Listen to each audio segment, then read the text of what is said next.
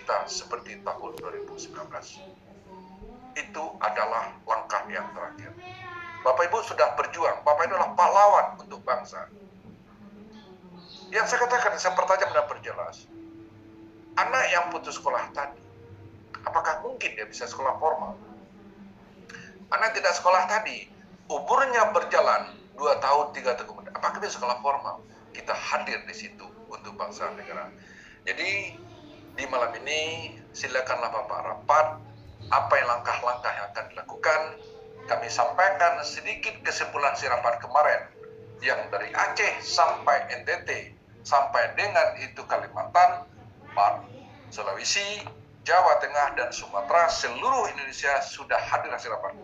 Yang pertama adalah seluruh kepala BKPM membuat surat yang ditujukan kepada Bapak Presiden, yang ditujukan kepada Pak Menteri, yang bahasanya adalah kami adalah satuan pendidikan yang memberikan layanan kepada anak-anak yang tidak sekolah dan anak yang putus sekolah dan masyarakat yang tidak sekolah yang di daerah tertinggal di daerah ini. Kami butuh rumah untuk bertanya, kami untuk rumah untuk berteduh, untuk menciptakan, mengurangi pengangguran, mencerdaskan bangsa, kembalikan rumah kembali. Jadi ini mungkin suatu tindakan yang lebih apik dan lebih halus. Kita surahkan kepada Komisi 10 juga demikian.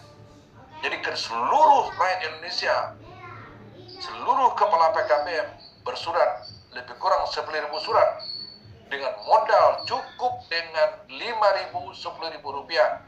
Aspirasi kita sudah sampai kepada Pak Menteri. Ini ada apa ini?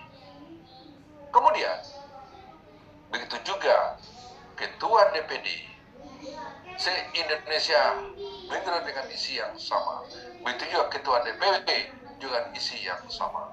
Dan kita aktifkan di media sosial seperti Facebook, seperti TikTok, seperti IG. Kita tidak minta macam-macam, kembalikan rumah kita. Sehingga kita lakukan, apabila kita lakukan hal itu 2 minggu berturut-turut, sambil menunggu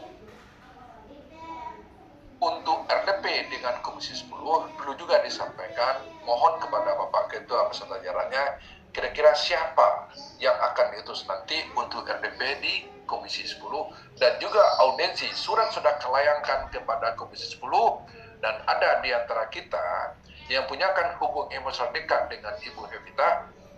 Beliau adalah Ketua Komisi 10 yang membidangi tentang pendidikan olahraga kita di pendidikan. Wakil rakyat kita ada, kita sampaikan unek-unek kita di sana. Kemudian kita sudah bersurat juga ke Kementerian Bapak Profesor Dr. Abdul Muti, Master Edukasi. Nah, surat itu dari Komisi 10, surat sudah diterima, dia sudah menyiapkan waktu kita untuk audiensi ke sana.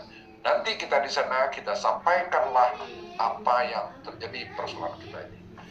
Saya berpandangan sangat positif. Sepertinya Pak Prabowo belum melihat, belum tahu kondisi yang sesungguhnya. Begitu juga Pak Abdul Mukti, beliau juga mungkin di saat itu belum mencermati secara detail.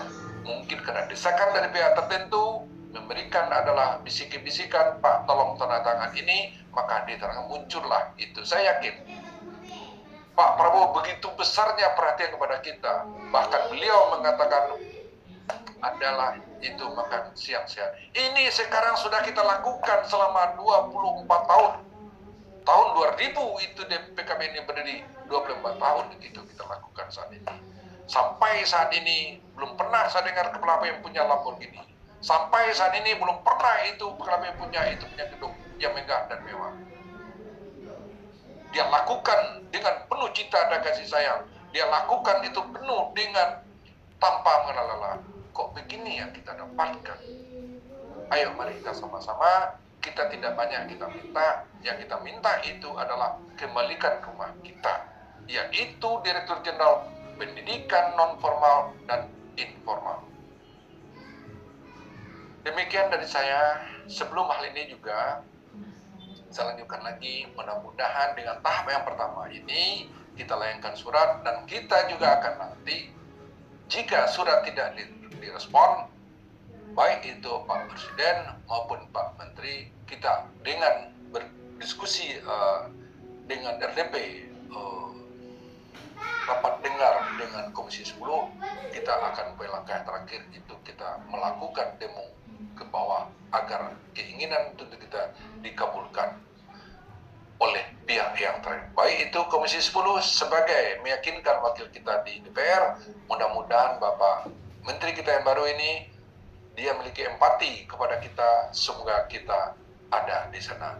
Sementara itu yang bisa disampaikan kepada Bapak Ibu, laksanakanlah rapat ini, ambil keputusan yang baik, ambil kebijakan yang paling tepat. Bagaimana kita mengambil rambut di dalam tepung, rambutnya terangkat, tepung tidak berserakan. Selesai gitu aja Pak Mahathir, lebih dan kurang mohon maaf.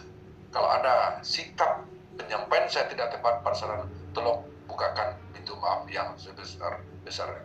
Akhir kalam saya ucapkan wassalamualaikum warahmatullahi wabarakatuh. Waalaikumsalam warahmatullahi wabarakatuh.